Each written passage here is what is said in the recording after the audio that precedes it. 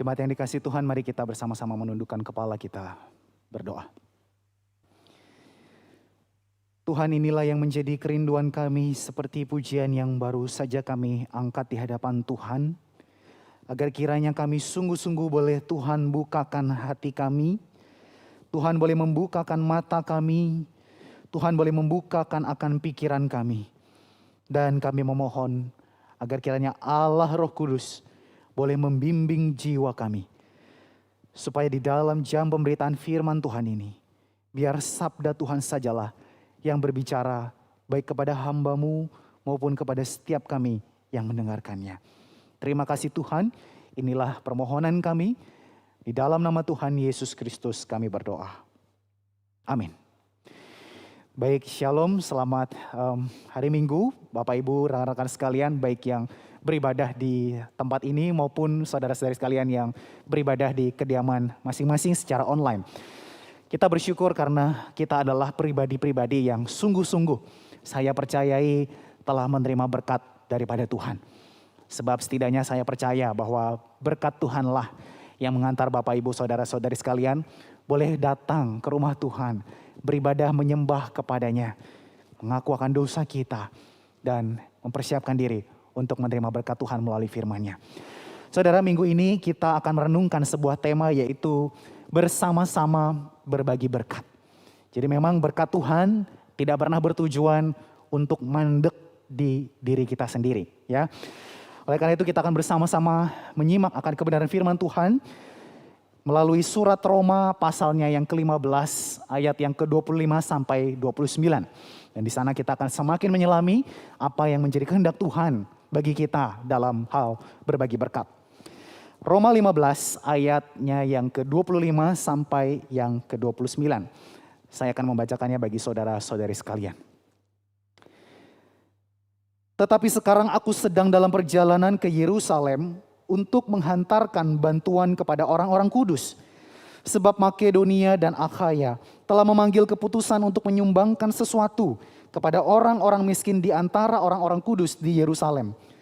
Keputusan itu memang telah mereka ambil, tetapi itu adalah kewajiban mereka. Sebab jika bangsa-bangsa lain telah beroleh bagian dalam harta rohani orang Yahudi, maka wajiblah juga bangsa-bangsa lain itu melayani orang Yahudi dengan harta duniawi mereka. Apabila aku sudah menunaikan tugas itu dan sudah menyerahkan hasil usaha bangsa-bangsa lain itu kepada mereka, aku akan berangkat ke Spanyol melalui kota kamu. Dan aku tahu bahwa jika aku datang mengunjungi kamu, aku akan melakukannya dengan penuh berkat Kristus. Saudara, belakangan ini ramai baik di berita maupun di sosial media.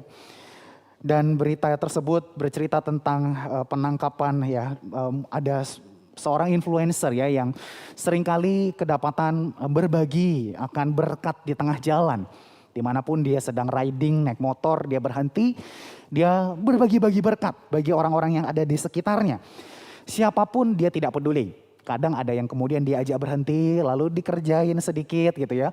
Ada juga yang karena dia diminta untuk melakukan sebuah perbuatan terpuji, kemudian dia diberikan akan berkat tersebut.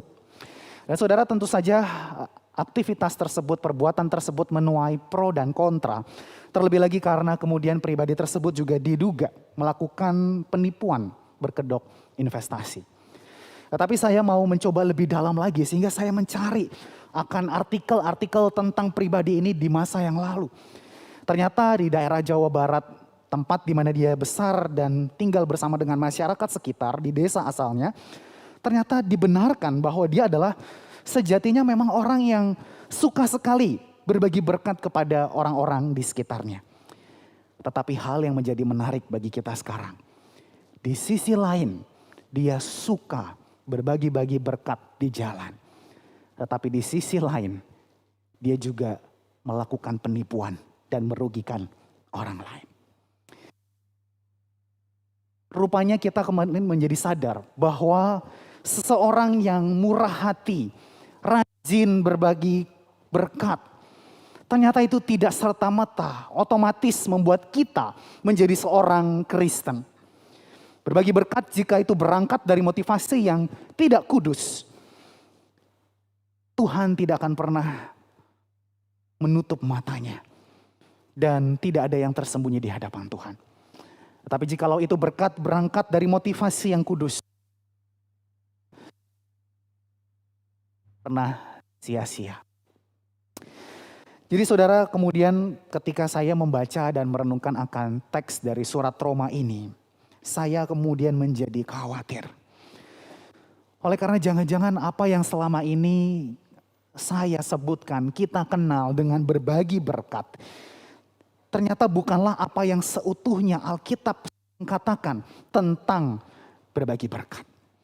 Oleh karena itu marilah kita kembali bersama-sama dengan firman Tuhan ini, menguji diri kita agar kiranya di hari-hari ke depan ketika kita mau memberikan sebuah pemberian, itu berangkat dari sebuah motivasi yang kudus, yang alkitabiah.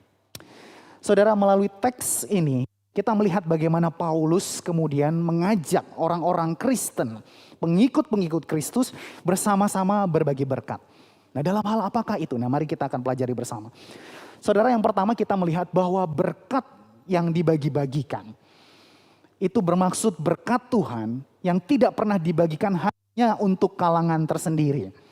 Sebab di dalam ayat 25, ayat 26 dinyatakan bagaimana Paulus sedang berada di dalam sebuah perjalanan. Dia membawa akan bantuan-bantuan kepada orang-orang kudus. Nah, kita ketemu sebuah istilah ya. Istilah orang-orang kudus itu kalau ditulis oleh Paulus itu berarti merujuk kepada orang-orang Kristen yang Yahudi. Begitu ya. Tetapi kalau misalnya orang Kristen yang bukan Yahudi, dia menyebutnya sebagai bangsa-bangsa lain. Yang kemudian tentu saja di dalam ayat 6 kita menemukan dalam konteks ini mereka adalah orang-orang Makedonia dan orang-orang Akhaya. Nah saudara, mereka yang Kristen non Yahudi ini, merekalah yang kemudian mengumpulkan sumbangan-sumbangan untuk berbagi berkat disediakan oleh mereka, tetapi bukan untuk kalangan mereka sendiri. Jelas mereka adalah orang non Yahudi. Orang Yahudi menyebut mereka orang kafir. Tetapi ketika mereka masuk di dalam keluarga pengikut Kristus, mereka adalah orang-orang yang mau berbagi, bukan hanya untuk kalangan sendiri. Saudara, kita perlu melihat konteks ini lebih dalam lagi. Di dalam Kisah Para Rasul 11 ayat 28 dikatakan bahwa pada saat itu terjadi kelaparan besar yang menimpa akan seluruh dunia.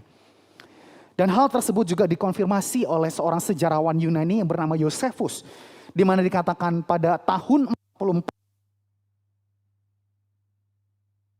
terjadi sebuah kelaparan di Yudea. Saudara, secara logika ketika kelaparan itu terjadi ya, kita bayangin ya, ketika di daerah Indonesia mulai nih Pulau Jawa mulai kesulitan goreng, kesulitan beras. Langsung yang di Bali langsung ngumpulin semua, dikumpulin buat kalangan sendiri. Nah, Makedonia dan Akhaya begitu mendengar secara logika, mereka punya banyak sekali alasan untuk ayo kelaparan sudah mulai melanda, kita harus simpan cadangan makanan kita. Ayo kita harus tahan bantuan kita. Ayo kita harus tahan berkatnya, jangan keluar dulu, simpan untuk kalangan tersendiri dulu. Tetapi firman Tuhan mencatat bagaimana mereka orang-orang non-Yahudi tersebut bersedia untuk membagikan berkat kepada orang-orang yang bukan dari kalangannya sendiri. Saudara, kalau membagi berkat kepada kalangan sendiri, keluarga sendiri, teman sendiri, kelompok sendiri, rasanya lebih mudah ya. Rasanya lebih mudah. Tetapi kalau itu orang-orang yang berada di luar kelompok kita, keluarga kita, rasa-rasanya di dalam hati kita itu kok ada pengen ngomong, loh ini kan keluarganya keluarga mampu, ngapain saya bantuin gitu, keluarganya aja lah yang nolong gitu ya. Seolah-olah kita seperti berkata bahwa yang namanya keluarga Allah itu tidak lebih besar dan penting daripada keluarga kandung. Jadi saudara, kita tidak ingin sebagai orang percaya, sebagai orang-orang kudus, istilah keluarga Allah hanya kita ucapkan di gereja. Hanya kita sebut, kita dengar, tetapi tidak kita lakukan. Dan Paulus tidak mau hal itu terjadi. Keluarga di dalam Allah tidak harus selalu menunggu keluarga itu berfungsi, baru kita membantu. Saudara, terkadang Tuhan itu unik sekali. Tuhan memberikan kepada kita entah ya kepekaan khusus kok. Ini keluarganya belum tahu kok kita udah tahu duluan, kita udah dengar duluan. Ini ada sebuah kebutuhan. Dan seringkali kebutuhan itu kita sadar bahwa Tuhan itu telah mencukupkannya melalui kita. Kita tuh punya. Kadang ada yang beberapa kali memberikan kesaksian, angkanya sama persis dengan yang dibutuhkan. Itu diberikannya lewat kita. Wah, rasanya kalau kita tetap membangkang itu kita bebal sekali. Tetapi uniknya demikian. Sehingga ketika saya mendengar akan sebuah kutipan itu rasanya menggelisahkan sekali. Kutipan itu berkata seperti ini. Ada waktu di mana Tuhan itu sedang pilih kamu untuk menyaksikan Tuhan berkuasa memelihara kehidupan orang lain. Dan di saat itu hanya kamu yang sanggup memberkati dia. Kenapa? Karena Tuhan pada saat itu bukan memanggil orang lain. Tetapi memanggil kamu untuk menjadi berkat bagi dia. Tuhan memanggil kamu untuk menyaksikan bagaimana Tuhan itu kuasa memelihara kehidupan. Saudara, jangan lewatkan kesempatan untuk menyaksikan bagaimana Allah bekerja. Dengan kuasanya sanggup memelihara kehidupan. Meskipun mungkin ada waktu di mana itu bukan jatahnya kita. Tetapi jatah orang lain melalui kita. Saudara, siapa yang pernah menyangka bahwa 50.000 bagi kita makan mungkin sehari ya. Kita bisa skip makan enak sedikit gitu ya. Mungkin di siang kita skip makan enak 50.000. Tetapi melalui 50.000 itu kita mampu menolong satu keluarga untuk bisa menyambung satu hari mereka. Saudara, dari kalangan manapun mereka berada, jikalau Tuhan memberikan kepekaan kepada kita, memberikan kesanggupan kepada kita, kita harus membagikan berkat. Di dalam gereja Tuhan tidak boleh ada yang namanya akar rasisme, sehingga ada kalangan tersendiri yang membatasi kita untuk menjadi berkat bagi orang lain. Namun satu hal yang penting yang kemudian saya temukan juga di dalam penggalian pada ayat 26. Bahwa ternyata kata menyumbangkan di sana itu bermakna bukan pemberian uang semata. Tetapi kata yang digunakan itu adalah koinonia. Mungkin ini adalah kata yang cukup familiar bagi kita. Karena kata tersebut mengandung makna fellowship. Ada persekutuan di dalamnya. Sehingga ini bisa kita pahami bahwa berkat yang Tuhan percayakan itu bukanlah sebuah donasi di mana titik beratnya adalah yang penting aku udah kasih gitu. Aku gak peduli gimana perasaan dia, apa yang dipikirkan, pokoknya aku kasih, itu titik beratnya. Tetapi ketika ini berbicara tentang koinonia, maka berkat dari Tuhan memiliki titik duduk di mana kita rindu untuk bersekutu dengan orang yang mau kita berkati. Kita mau untuk lebih dalam mengenal lebih jauh orang-orang yang kita layani. Sebab kalau kita betul orang percaya, kita sadar bahwa berkat yang Tuhan percayakan kepada kita bukan hanya berkat untuk membuat orang sejahtera, tetapi membuat orang mengenal Tuhan melalui kita dan mendatangkan damai sejahtera. Saudara, yang kedua, berbagi berkat bersama itu berarti juga membagi berkat dengan sukarela, bukan sukar rela gitu ya. Sukarela itu kayak aduh sukar banget nih mau rela gitu ya. Kayak cuma punya segini ya enggak. Ya deh gitu ya. Itu sukarela ya. Sukarela itu artinya dua kata. Suka, rela. Ada kesukaan di dalam kerelaan. Wah ini Los Esra ngadi-ngadi dari mana gitu ya bahasa ini. Saudara, ternyata di dalam Alkitab dicatatnya juga seperti itu ya. Kita lihat di dalam ayat ke-26 dan ayat ke-27, di sana dua kali disebutkan oleh penulis bahwa ada yang namanya kata mengambil keputusan. Ya, Makedonia dan Achaia telah mengambil keputusan. Dan kata keputusan itu sebetulnya digunakan adalah kata eudakesan. Itu artinya senang sekali. Itu artinya kata yang juga sama yang digunakan oleh Bapa ketika peristiwa Tuhan Yesus dibaptis. Lalu suara dari Bapa itu berkata, inilah anakku yang aku kasihi. Kepadanya lah aku berkenan. Aku senang kepadanya. Favorable to me. Sehingga ketika orang-orang Makedonia dan Akhaya mengambil keputusan, dia mengambil keputusan saya dengan senang hati memberikan berkat ini bagi orang-orang di Yerusalem. Bukan gak punya nih, ya udahlah kasih seadanya. Tidak, mereka memutuskan dengan senang hati memberikan kepada mereka. Jadi saudara, mereka mengambil keputusan itu, menyenangi keputusan itu, ada kesukaan di dalam kerelaan. Ini adalah hal yang sama sekali berbeda dengan apa yang dilakukan oleh Ananias dan Safira. Ya, mereka menjual harta miliknya, tetapi keputusan mereka sangatlah berkontras dengan apa yang dimaksud Paulus di dalam berkata tentang berkat. Setidaknya di dalam Kisah Rasul 5, saya menemukan ada 3 hal. Sebab di dalam keputusan mereka menjual sebagiannya lagi mereka tahan. Dan keputusan itu dilakukan dalam 3 catatan. Yang pertama, itu setahu istrinya. Yang kedua, itu direncanakan perbuatannya. Dan yang ketiga, mereka bersepakat untuk melakukannya. Jadi saudara, meskipun outputnya ya manusia nggak tahu, Roh Kudus yang tahu. Outputnya kelihatan, ini Ananias Safira, bagi berkat, haleluya. Tetapi yang tersembunyi Tuhan tahu. Dan pembagian berkat yang diberikan, yang dilakukan oleh Ananias dan Safira justru dipandang tidak indah oleh Allah. Karena mereka memberi bukan dengan hati yang jujur, bukan dengan hati yang rela. Saudara, bagian ayat firman Tuhan yang lain yang mungkin cukup dikenal ya. Ada frasa Alkitab yang berkata seperti ini. Hendaklah masing-masing memberikan menurut kerelaan hatinya. Jangan dengan sedih hati atau karena paksaan. Karena Allah mengasihi orang yang memberi dengan sukacita. Ya. Ayat ini sering sekali dikutip ketika mau berkata tentang pemberian persembahan dengan hati yang penuh sukacita. Saudara tahu nggak ini asalnya dari mana ayatnya? Ayat ini berasal dari 2 Korintus 9 ayat yang ke-7.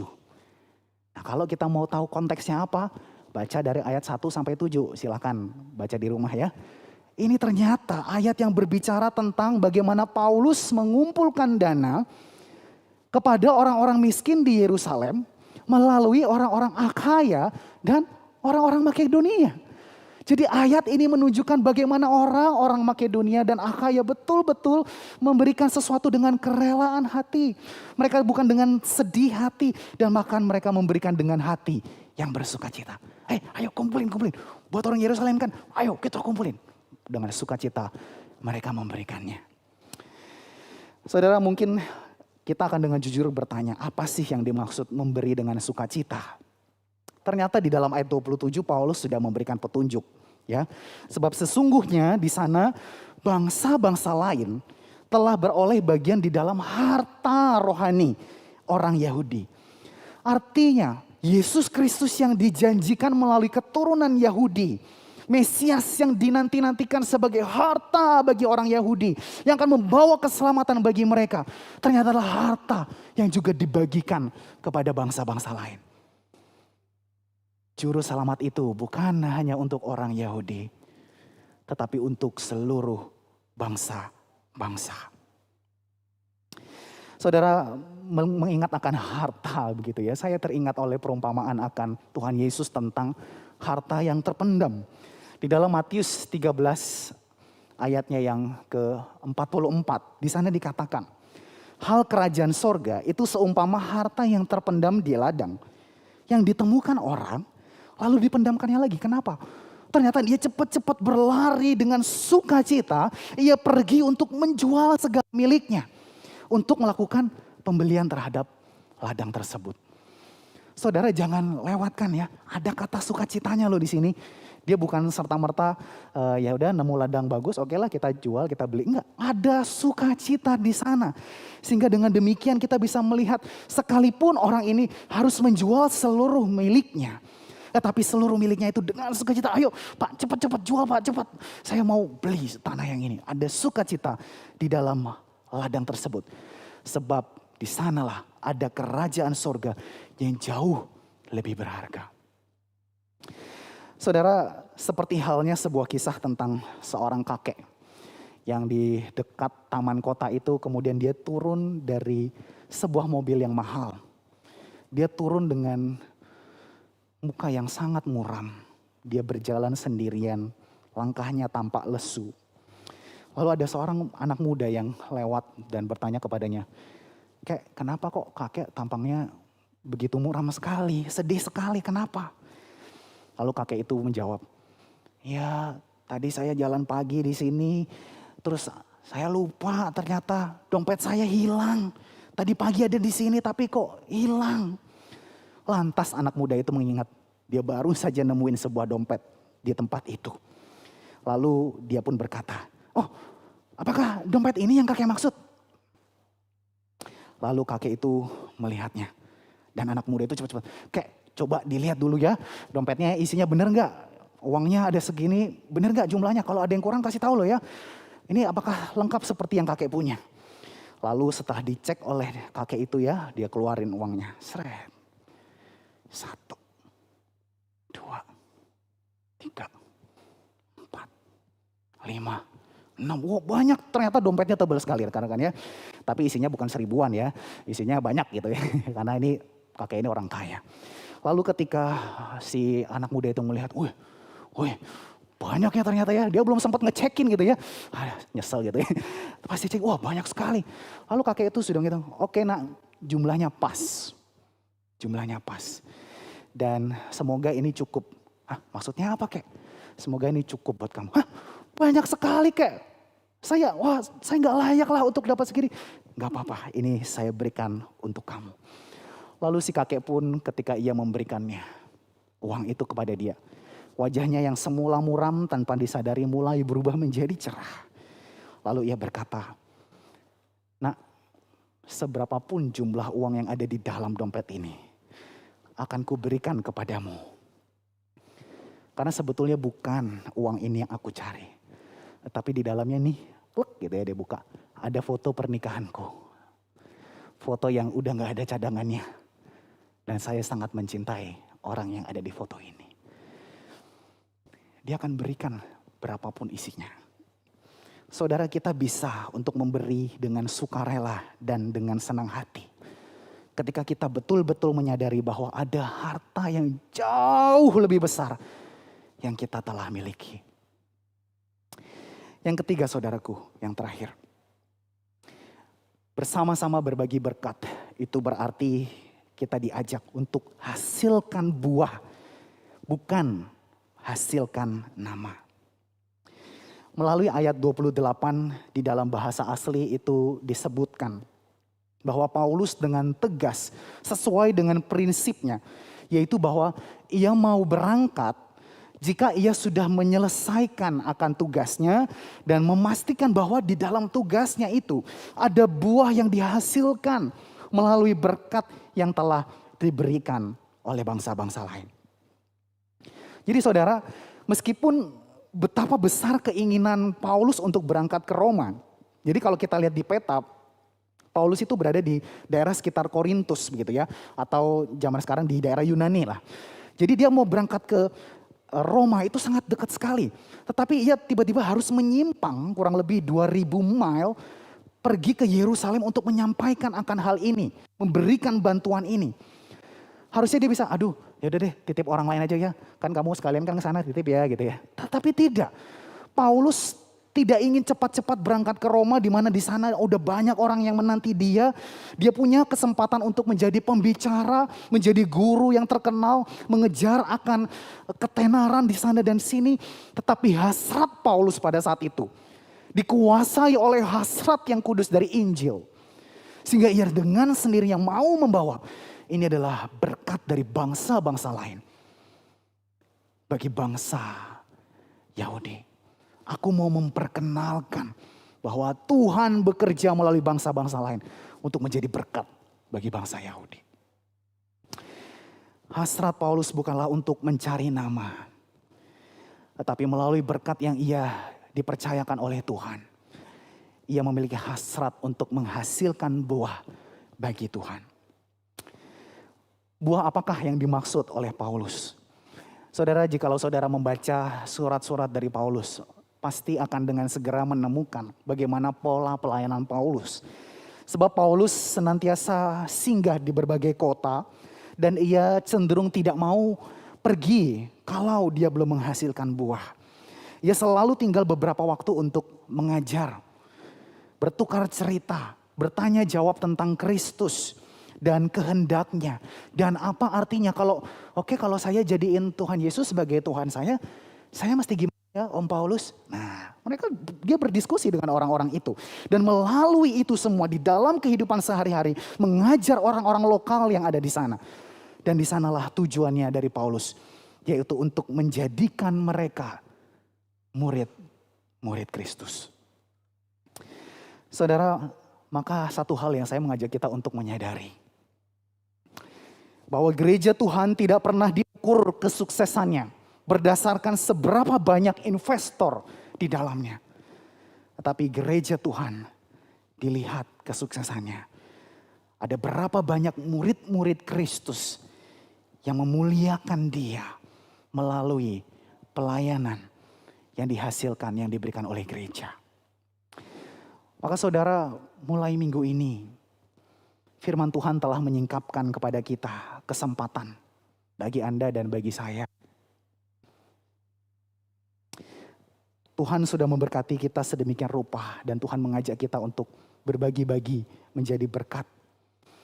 Maka hasilkanlah buah murid-murid Kristus dimanapun, kapanpun, kalangan manapun.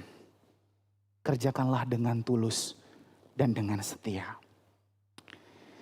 Dan saudara, di masa Prapaskah ini saya rindu untuk mengajak kita juga merenungkan, melihat bagaimana teladan daripada Tuhan Yesus di dalam menjadi berkat selama masa hidupnya di dunia. Kita mengingat bagaimana Tuhan Yesus ketika ia berada di dunia, kemanapun dia pergi, ia selalu membagi-bagikan berkat. Berkat itu ada banyak sekali macamnya. Mujizat memberikan anggur, ya, air jadi anggur. Minuman dia berikan. Makanan, 5 roti 2 ikan. Jadi 5.000 orang bisa makan. Dia memberikan mujizat kesembuhan. Dia berbagi berkat kesembuhan. Dia berbagi berkat melalui pengampunan bagi orang-orang yang sangat malu, yang sangat merasa jijik dengan dirinya. Tetapi berkat Tuhan hadir bagi dia. Meskipun dia terkenal sebagai orang yang berdosa. Tapi Tuhan mau mengampuni. Itu berkat bagi dia. Dan berkat Tuhan juga bisa dalam bentuk teguran. Bukankah kita perlu bersyukur ketika kita menyimpang dari jalan Tuhan. Tuhan masih menegur kita dan mengajak kita kembali untuk bertobat. Terlebih lagi saudara, kita melihat bahwa berkat dari Kristus tidak hanya diberikan pada orang-orang dari kalangan Yahudi. Ia memberikan perintah kepada murid-muridnya, bahkan beritakanlah kabar keselamatan ini.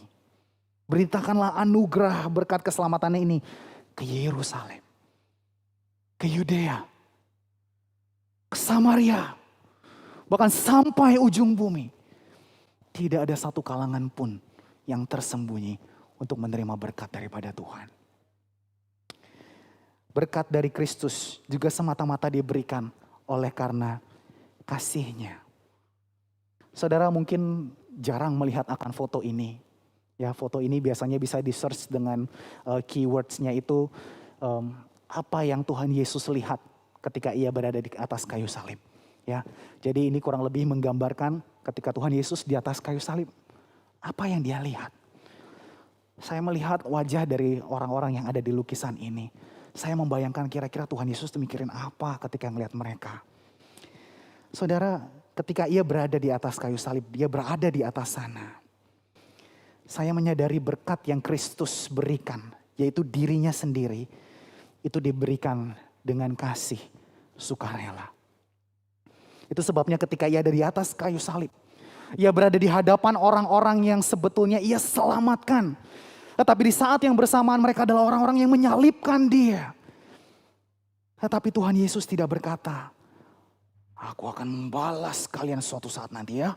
Aku liatin ya wajahnya nih ya. Enggak. Tetapi apa yang Tuhan Yesus katakan? Dia berkata, "Ya Bapa, ampunilah mereka, sebab mereka tidak tahu apa yang mereka perbuat." Kalau bukan karena kasih dan sukarela, saya nggak tahu Tuhan Yesus akan ngomong apa. Dan kasih yang sama itu juga kita telah terima. Saudara, yang terakhir, berkat dari Kristus juga tidak berhenti pada karyanya di atas kayu salib itu. Tetapi juga melalui karyanya, ia telah mulai sejak ia masuk ke dalam masa pelayanan. Ia menghasilkan buah-buah murid Kristus yang tidak hanya menceritakan tentang anugerah keselamatan itu, tapi juga orang-orang yang terus dibentuk menjadi pribadi-pribadi yang meyakini bahwa ada kuasa di dalam pengorbanan darah Yesus yang menyucikan dia dan yang menjadikan mereka manusia yang baru. Saudara, hal praktis apa yang bisa kita lakukan? Saya rindu di dalam bercermin akan firman Tuhan ini, saya mengajak kita untuk melakukan beberapa hal. Yang pertama, mulai buat daftar circle Anda saat ini. Ya, siapa orang-orang terdekat gitu ya. Siapa yang menjadi dalam tanda kutip kalangan kita sendiri. Lalu saya menantang Anda untuk perluas circle Anda. Ada area yang Tuhan sedang sediakan untuk Anda berkati. Berkati mereka. Ya, jangan sampai Tuhan tutup circle-nya makin lama makin kecil ya. Tapi biarkan pancaran terang kasih Kristus dirasakan, radiasinya semakin luas. Dari Yerusalem kita, Yudea kita, Samaria kita, sampai ujung bumi kita. Yang kedua, bersama dengan keluarga atau mungkin partner, sahabat, teman Anda, bahaslah berkat rohani yang Anda terima hari demi hari. Sebab saudara, hanya Andalah yang sanggup memiliki hati yang mau memberkati.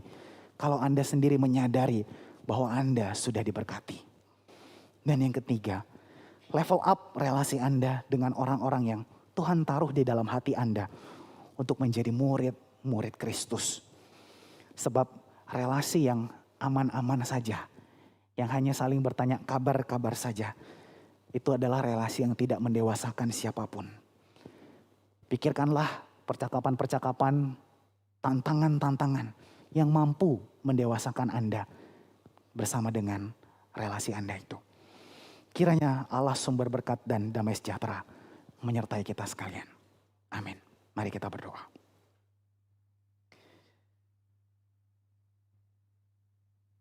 Tuhan, jikalau kami meyakini bahwa Engkaulah Allah yang bertahta di atas ibadah ini. Engkau adalah Allah yang memiliki kami. Seperti lagu yang tadi telah kami nyanyikan bahwa kami adalah milik-Mu. Tuhan, bantu kami supaya di dalam segala hal yang sanggup untuk kami serap melalui waktu yang singkat ini, kami belajar untuk kembali menempatkan Engkau sebagai Tuhan atas kehidupan kami.